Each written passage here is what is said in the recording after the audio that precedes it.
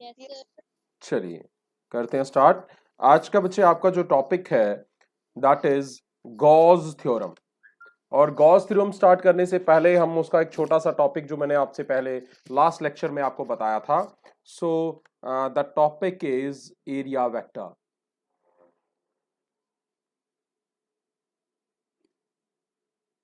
आज तक जब भी हमने एरिया के बारे में पढ़ा है और लास्ट लेक्चर में भी हमने बात की थी, we considered area as a scalar physical quantity. Means जिसका सिर्फ क्या हो जाता है, जिसका सिर्फ मैग्नीट्यूड है। बट जब बात करते हैं हम कुछ फिजिकल क्वांटिटीज की, तो हमें रिक्वायर्ड होता है कि हमें एरिया की डायरेक्शन मिले, कि भाई हम with respect to certain area हम किस डायरेक्शन में मूव कर रहे हैं। तब हमें एरिया की डायरेक्शन चाहिए होती है। At that time we need that area to be a vector physical quantity. उस केस में हम क्या करते हैं, अगर तो वो आपकी सरफेस जिसका एरिया आपके पास है वो एक प्लेनर हो, एक प्लेन हो, सिंपल प्लेन हो, डिफाइंड प्लेन हो, और दूसरा केस जिसमें वो एक कर्व्ड सरफेस हो। पहले वाले केस में या दूसरे केस में, दोनों केसेस में हम क्या करते हैं, एरिया वेक्टर कैसे डिफाइन करते हैं। एरिया वेक्टर अब हम जब डिफाइन करेंगे, that will be a normal upward. इस आपने इस ऑब्जेक्ट के ऊपर, आपके पास ये सरफेस है, सरफेस के ऊपर परपेंडिकुलरली आपने एक नॉर्मल ड्रॉ कर लिया। That normal will now act as the direction of that area. बात समझ आ रही है? तो अगर आपने एरिया वेक्टर निकालना है तो एरिया के परपेंडिकुलर एक नॉर्मल ड्रॉ कीजिए, जो नॉर्मल वो डायरेक्शन देगा, वो डायरेक्शन होगी उस वेक्टर की। अब जो नॉर्मल है उसकी लेंथ क्या डिस्क्राइब करेगी भाई, length of that normal will define and describe the magnitude of the vector. कितना बड़ा वेक्टर है, वेक्टर की लेंथ कितनी बड़ी है। दो केसेस की, दो तरह की हमारे पास प्लेन्स हो सकते हैं, सरफेसेस हो सकती हैं। एक जब प्लेन सरफेस हो, और दूसरी सरफेस जिसकी कोई भी पर्टिकुलर डायमेंशंस ना हो। चाहे कोई भी केस हो, अगर हम इन पर्टिकुलर डायरेक्शन, इन पर्टिकुलर सरफेसेस के ऊपर एक नॉर्मल ड्रॉ करें, एक सिंपल एक नॉर्मल ड्रॉ करें, परपेंडिकुलर ड्रॉ करें, जो उस परपेंडिकुलर की आउटवर्ड डायरेक्शन होगी, ध्यान रहे, उस परपेंडिकुलर की आउटवर्ड डायरेक्शन में उसे यूनिट वेक्टर एन से रिप्रेजेंट कर रहा हूं। एन यूनिट वेक्टर है, मतलब उसका कोई भी मैग्नीट्यूड, मैग्नीट्यूड जो है वो यूनिटी है। तो एन वेक्टर से मैं रिप्रेजेंट कर रहा हूं। ये एक ऐसा नॉर्मल है जो सरफेस से आउटवर्ड है। ये नॉर्मल रिप्रेजेंट करेगा एरिया वेक्टर को। आप कहोगे सर एन वेक्टर जो है, वो एन वेक्टर तो इसकी हमें डायरेक्शन दे देगा, बट इसका मैग्नीट्यूड कौन देगा एरिया का। बच्चे ये जो आपने वेक्टर ड्रॉ किया है, ये जो आपने ये वाले वेक्टर्स ड्रॉ किए हैं दोनों, ये दोनों वेक्टर्स जो हैं, इन वेक्टर्स का जो मैग्नीट्यूड होगा, जो लेंथ होगी, इन दोनों की जो लेंथ होगी वो किसके बराबर होगी, वो किसको रिप्रेजेंट करेगी, that will represent the magnitude of that area, that planar area. ठीक है। अब क्वेश्चन यहां पे ये आता है कि जब सरफेस प्लेन हो तब तो हमें एरिया की वैल्यू पता लग जाएगी। जब सरफेस कुछ इस तरह से हो कि सरफेस की एग्जैक्ट डायरेक्शंस हमें पता ना हो, तब हम उसका एरिया कैसे निकालेंगे। तो बच्चे हम उन केसेस में क्या करते हैं, उन केसेस में हम उस सरफेस को छोटे छोटे हिस्सों में डिवाइड कर देते हैं, छोटे छोटे स्मॉल रीजंस बना देते हैं। ऐसे फॉर्म में रीजंस होंगे जिनका सरफेस एरिया हम आसानी से निकाल सकते हैं। तो जब हम कभी इस सरफेस एरिया के पास पहुंचेंगे जिसका एरिया होगा ds, टोटल एरिया अगर s है तो छोटे छोटे हिस्से ले लिए मैंने ds, तो तब मेरे पास ds जो वेक्टर जो होगा, ds वेक्टर जो होगा, that ds vector will be equal to the magnitude of that small area, उस छोटे से एरिया का मैग्नीट्यूड और उस यूनिट वेक्टर का प्रोडक्ट। तो ds vector will be equal to ds into n unit vector. तो इस केस में क्या होगा, इस केस में हो जाएगा भाई एस वेक्टर जो सरफेस एरिया वेक्टर है that is equal to S उसका magnitude into an unit vector. तो एस कौन है? एस है उस सरफेस का एरिया और एन यूनिट वेक्टर कौन है? एन यूनिट वेक्टर है जो वहां नॉर्मल आपने ड्रॉ किया है इस तरह से आउटवर्ड। ध्यान रहे अगर सरफेस ये है, अगर कोई सरफेस है तो सरफेस से अपवर्ड आपकी डायरेक्शन होनी चाहिए, upward direction that is going to represent your n vector. तो एस वेक्टर ये हो गया। तो हम इसे डिफाइन किस तरह से करेंगे? हम डिफाइन करेंगे एरिया वेक्टर। एरिया वेक्टर जो है उसे कैसे डिफाइन करेंगे? यह एरिया वेक्टर ये क्या है? डायरेक्शन है एक सरफेस एरिया की। ये क्या है? एक डायरेक्शन है एक सरफेस एरिया की। उस डायरेक्शन की बात कर रहे हैं हम।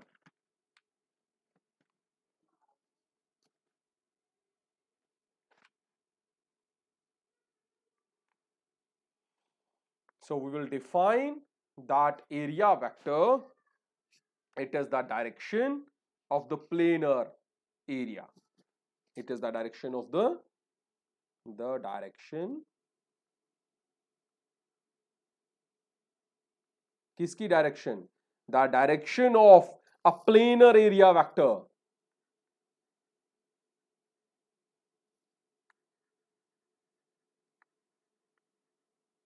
प्लेनर एरिया वेक्टर क्या है?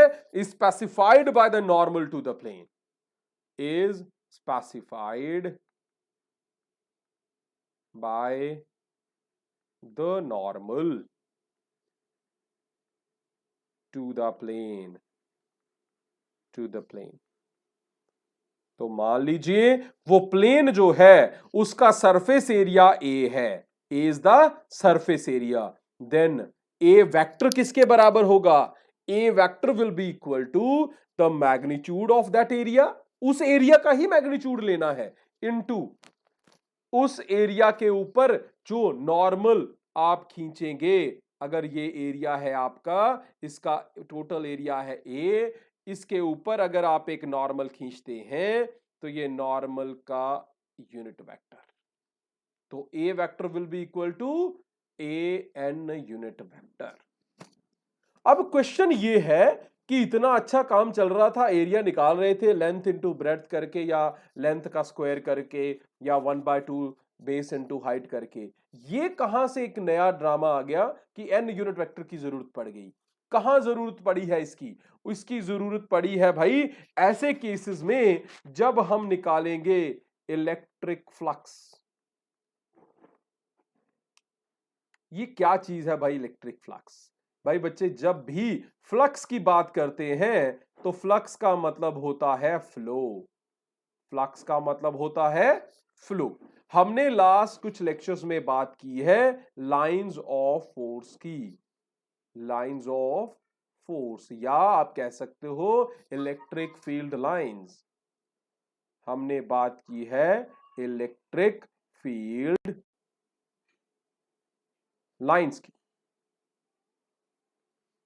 अब मुझे देखना है कि मेरी अगर ये कोई एक सरफेस है, इस सरफेस में से कितनी फील्ड लाइंस निकल रही हैं। एक चीज,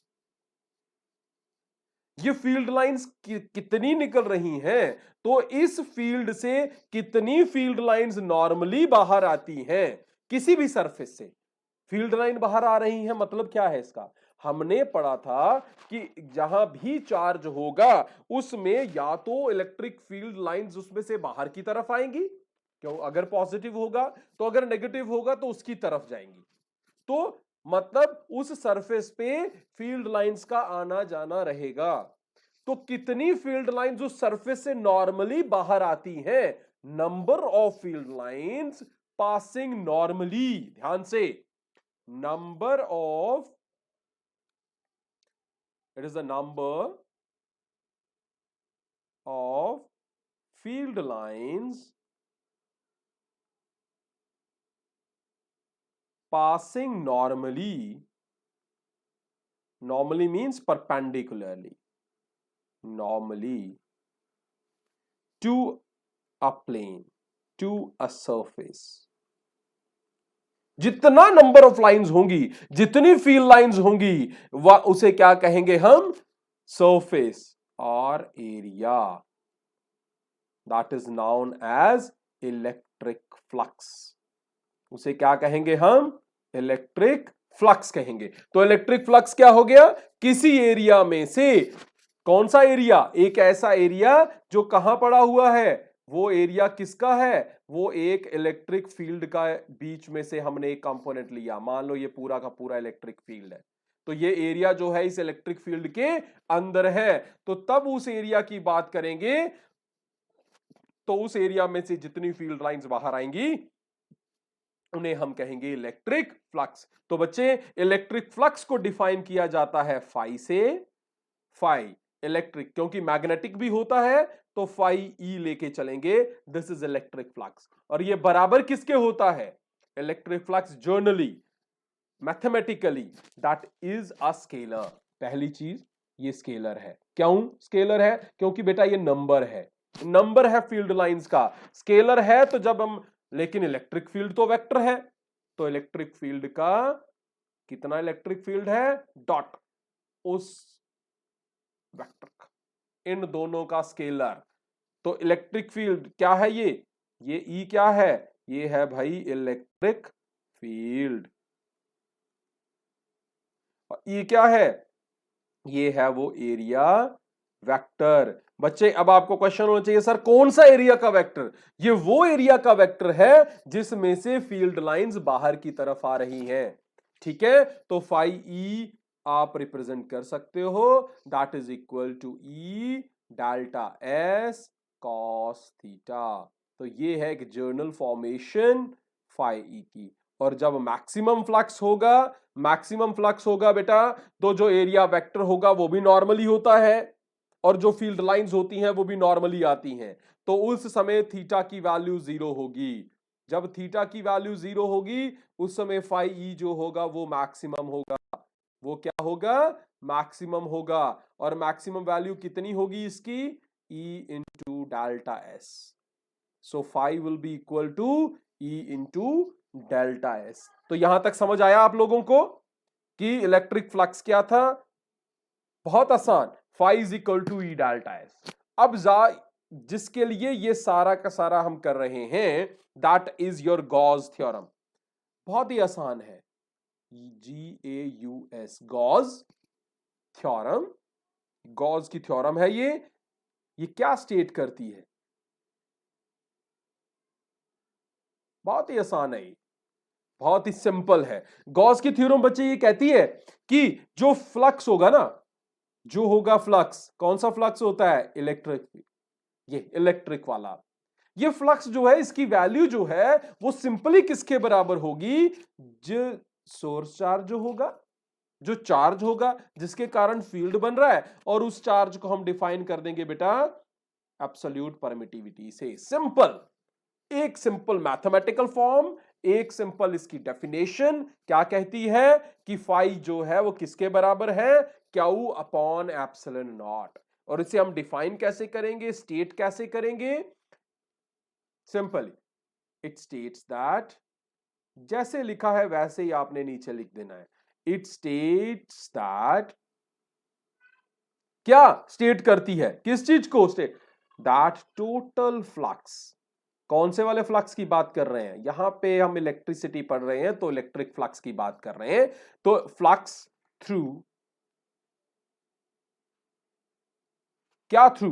थ्रू अ क्लोज्ड सरफेस। एक सरफेस जिसकी बाउंड्री है, क्लोज्ड सरफेस इज सिंपली क्या है? 1/एप्सिलॉन नॉट, 1/एप्सिलॉन naught times the charge in it. Charge कहां? Inside that surface, enclosed in that surface। उस सरफेस के अंदर जितना चार्ज होगा उसको अगर हम 1/एप्सिलॉन नॉट टाइम्स कर देंगे, तो that will be the value of what? That will be the value of electric flux. Simple, समझ आया? ये स्टेटमेंट समझ आई आपको? क्या स्टेट करता है? States that the flux, total flux is equal to 1 epsilon naught times the charge. इतना ही बहुत है आपके लिए। 1 by epsilon naught times the charge is equal to total flux, that is the statement of Gauss theorem. चलिए इसे prove करते हैं हम। प्रूव करना है हमने। चलिए अब हम क्या करेंगे, सबसे आसान आपको पता है जो फॉर्मूलाज हमने लेने हैं, सरफेस आपने एक ऐसी लेनी है जिसका एरिया आपको निकालना आ जाए बस। तो सबसे आसान वाली सरफेस जो है वो हमारे पास होती है सफेयर। सफेयर का सरफेस एरिया आ जाता है हमें निकालना। ठीक है, तो हमने सरफेस ले लिया, एक सफेयर ले लिया, उस सफेयर को अब हम यूज करेंगे। तो मान लीजिए ये सफेयर है, इस सफेयर का एक छोटा सा हिस्सा यहां ले लो, छोटा सा हिस्सा ले लिया। इस छोटे से हिस्से के ऊपर एक नॉर्मल ड्रॉ कर लो, बाहर की तरफ जा रहा है नॉर्मल। इसका रेडियस जो है बच्चे, इस सफेयर का रेडियस ले लीजिए आर। अगर रेडियस इसका आर है तो बच्चे इसका सरफेस एरिया कितना होगा? Surface area will be equal to 4 pi r का स्क्वायर। और बच्चे इनक्लोज्ड इसके अंदर चार्ज कितना है? क्यू। सो क्यू क्या है इसके अंदर? चार्ज इनक्लोज्ड है। ये आपने थ्योरी लिख लेनी है। So what we are having a sphere, एक सफेयर, उसका एक छोटा सा हम सरफेस ले रहे हैं। उस सरफेस के ऊपर हमने क्या कर दिया, एक वेक्टर ले लिया बाहर। वेक्टर का ये डीएस वेक्टर ले लिया। डीएस वेक्टर किसके बराबर है? इस जो छोटी सी हमने सरफेस ली है उसका एरिया है डीएस, और उसके साथ एन यूनिट वेक्टर है भाई मेरे पास। So dS vector is equal to dS surface area है, वो छोटा सा सरफेस एरिया है। टोटल सरफेस एरिया कितना है? 4 पाई आर स्क्वायर। उसका छोटा सा हिस्सा लिया हमने डीएस, और उसके ऊपर एक परपेंडिकुलर डाल दिया। उस परपेंडिकुलर की डायरेक्शन है भाई एन यूनिट वेक्टर। डन। अब हम यूज करेंगे, हमें निकालना क्या है? Phi is equal to 1 by epsilon naught. Done. चलिए पहले मुझे इलेक्ट्रिक फील्ड निकालते हैं, यहां पे कितना है? ई हमने पढ़ा हुआ है क्या होता है? 1 by 4 pi epsilon naught charge q upon r का स्क्वायर। आर क्यों लिया? क्योंकि बच्चे ये सरफेस जो हमने ली है छोटी सी डीएस वाली, ये इस सेंटर से सरफेस के बाहर की तरफ है, तो रेडियस के बराबर हो गई। सो ई इसके बराबर आ गया। मुझे चाहिए ई और डेल्टा एस। हमने पढ़ा कि फाई किसके बराबर होता है? डॉट प्रोडक्ट होता है। तो हम स्मॉल फाई लेते हैं पहले, ताकि छोटे एरिया के लिए निकालेंगे, फिर उसे इंटीग्रेट कर देंगे। तो डी फाई किसके बराबर हो गया?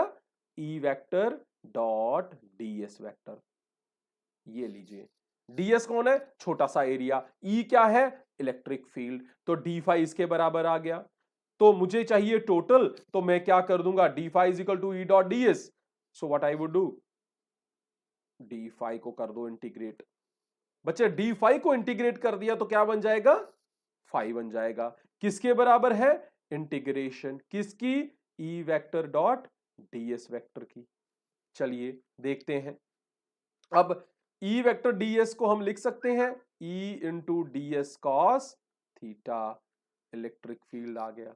अब थीटा कितना है ध्यान से देखना बेटा। देखो डीएस जो रेडियस होता है वो बाहर की तरफ जा रहा है, रेडियस के अलॉन्ग होता है बच्चे इलेक्ट्रिक फील्ड की डायरेक्शन, और डीएस वेक्टर भी बाहर है, इलेक्ट्रिक फील्ड इधर भी बाहर है, यहां भी इलेक्ट्रिक फील्ड बाहर होगा।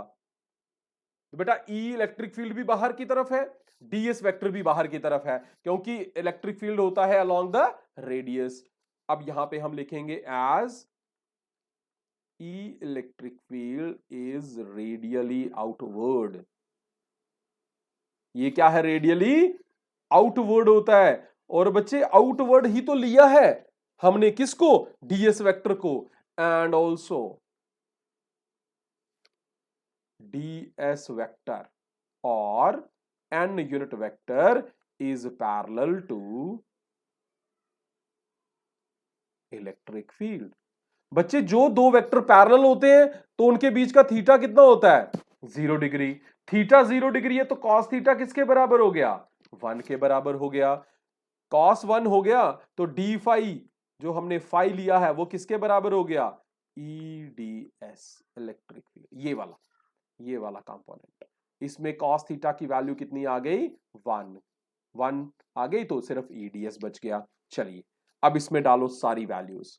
इलेक्ट्रिक फील्ड की वैल्यू क्या है? 1/4πε0, ठीक है, q upon r square into ds। बच्चे यहां पे वेरिएबल कौन है? वेरिएबल है बेटा फील्ड। फील्ड है, एरिया वेरिएबल है, तो रेडियस तो कांस्टेंट है।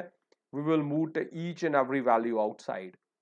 1/4πε0 क्यू बाय आर स्क्वायर बाहर आ गया, अंदर बच गया इंटीग्रेशन किसकी? ds की। ds क्या है? स्मॉल एरिया है। स्मॉल एरिया को जब इंटीग्रेट करेंगे तो हमें क्या मिलेगा? टोटल सरफेस एरिया मिलेगा। टोटल सरफेस एरिया किसका? टोटल सरफेस एरिया सफेयर का। और बेटा सफेयर का सरफेस एरिया हमने ऊपर लिखा है, इट इज 4πr²। तो ds की जगह क्या आ जाएगा? 4πr का स्क्वायर। तो यहां लिखो 1/4πε0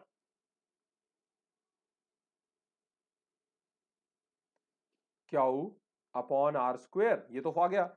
ईडीएस की जगह जो डीएस है आपका, इसकी जगह आ गई ये वैल्यू 4πr का स्क्वायर। बेटा कट करो, क्या क्या हो रहा है?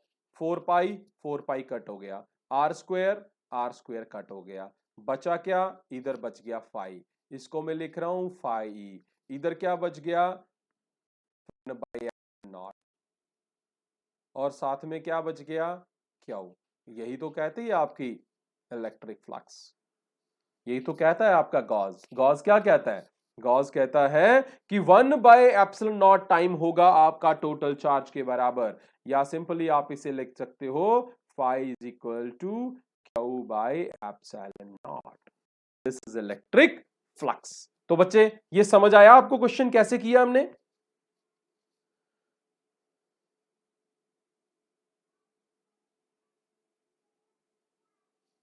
चलिए अब फ्लक्स के यूनिट्स क्या हैं? यूनिट्स ऑफ फ्लक्स किसके बराबर है? फ्लक्स का यूनिट किसके बराबर है भाई? कैसे निकालेंगे? इट इज ईडीएस था, ई का यूनिट आ गया इनटू डेल्टा, इसका यूनिट आ गया। तो बच्चे ऐसा यूनिट जो है दैट इज वोल्ट मीटर, और लिख सकते हो आपको, इसको आसानी से लिख सकते हो न्यूटन मीटर स्क्वायर पर कूलम। तो ये कोई भी यूनिट आप यूज कर सकते हो। ठीक है बच्चे, यहां तक कोई क्वेश्चन किसी का? No sir. बच्चे समझ आ गया? आज इतना ही रखते हैं। तो नेक्स्ट क्लास जो होगी तब तक मैं आपको आज एक टेस्ट दे रहा हूं। जहां तक जितना पढ़ा है हमने इतना मैं आपके पास टेस्ट है, अब आपके पास, ठीक है? तो नेक्स्ट क्लास से पहले ही आपको टेस्ट आ जाएगा, you have to do that. Okay, I am sending you the test. Done? Okay बेटा, see you in the next class.